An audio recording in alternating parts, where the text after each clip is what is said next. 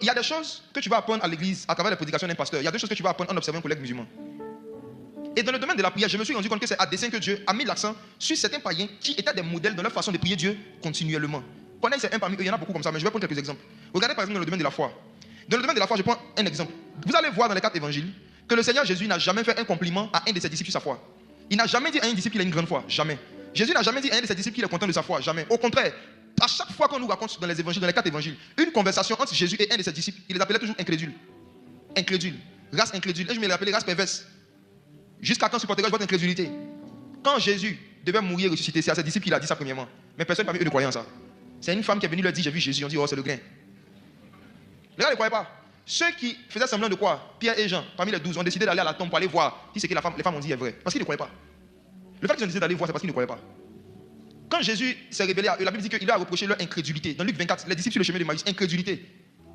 Mais à chaque fois que Jésus a complimenté des gens au sujet de leur foi, c'était des païens, c'était des païens, c'était des païens. Je vous dis, c'est la vérité. Dans tout le Nouveau Testament, la femme syro-phénicienne, c'était une femme païenne. Elle n'était pas disciple de Jésus, elle venait de la Syrie. Elle est venue vers Jésus, elle dit, ma fille est possédée d'un démon, délivrance à distance. Jésus lui a dit, va, ta foi t'a sauvé. Elle arrive chez elle, elle voit que sa fille est délivrée. Pourquoi? Parce qu'elle a eu une grande foi.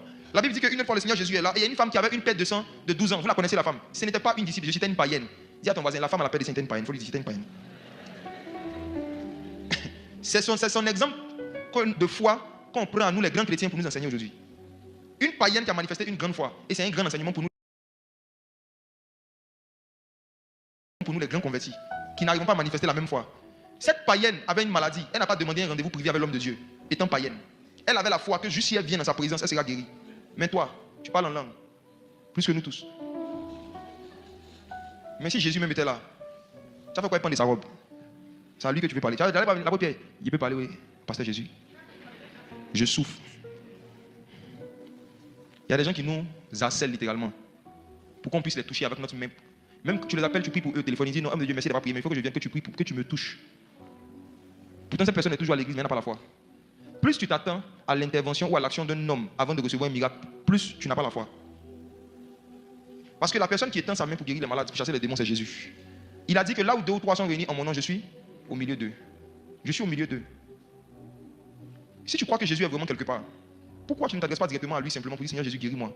Et tu veux forcément qu'un homme de Dieu vienne te toucher de façon spéciale. Tu n'as pas la foi. Maintenant, si tu reconnais que tu n'as pas la foi, il y a des païens qui sont là comme modèles. Tous les modèles de foi à qui Jésus a parlé de grande foi, c'était des païens. Un autre encore, le centenier romain.